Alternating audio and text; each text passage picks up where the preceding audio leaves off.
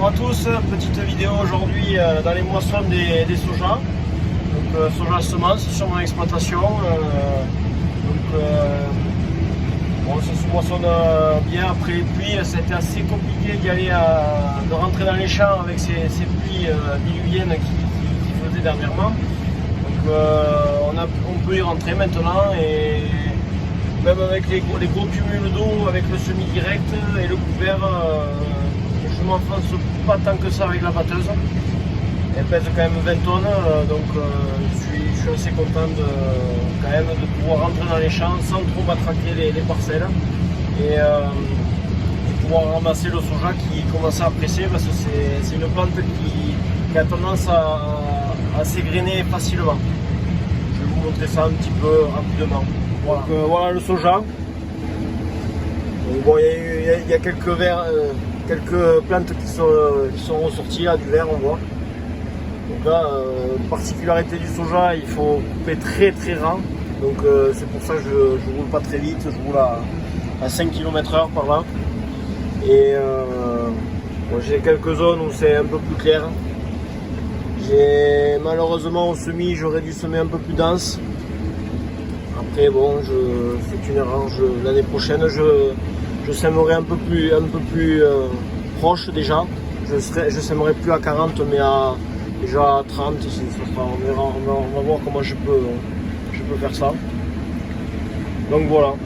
Donc sur les réglages, eh bien, le rotor vitesse rotor qu'on voit, on tourne assez peu. Donc ça s'égrène super facilement, ce qu'on peut voir. L'écartement, donc voilà, moi j'ai opté pour un réglage des grilles, la grille inférieure qui fait le triage bien fermé pour faire du retour parce que j'ai quelques pousses en trémie encore, et après j'ai du grain un peu cassé, donc j'essaye de limiter les grains cassés parce que c'est une réfraction en semence. Donc c'est le soja semence, voilà. Donc bon, mais parcelle, le soja il a été semé dans un couvert de seigle et forestier et avoine. Alors les endroits où il était dense, le soja est beaucoup plus joli que là. Par exemple ici c'était une moulière, il n'y avait pas trop de couvert et beaucoup plus de régras et du coup c'était pas fabuleux. Voilà. Bon, après voilà, les zones là-bas où le couvert était plus joli, le soja est beaucoup plus joli. Voilà pour une petite vidéo rapide des moissons des soja. Donc voilà, j'ai les caisses au bord de champ qui partent directement à l'entreprise semencière pour faire le triage. Et voilà. Bon, et bien à très bientôt. J'essaierai de faire bientôt des vidéos parce que j'étais un petit peu pris par d'autres activités et vous montrer bientôt les semis découverts d'hiver et les autres. Donc me voilà dans les sorgho juste après le soja. Donc on en a profité pour basculer du champ qui était juste à côté. Donc un sorgho semi-direct sur couvert de féverole, vesse et avoine. Donc le couvert un peu semé tard, le sorgho aussi un peu semé clair comme le soja, le même problème. Donc l'année prochaine semer un peu plus dense. Pas protégé au semis contre les taupins. Juste la semence et un peu de 1846 au semis. Et à ça s'ajoute, on a mis 150 unités d'azote. Et sur 4 hectares de la parcelle qui fait 25, j'ai fait un tour d'eau à 25 mm.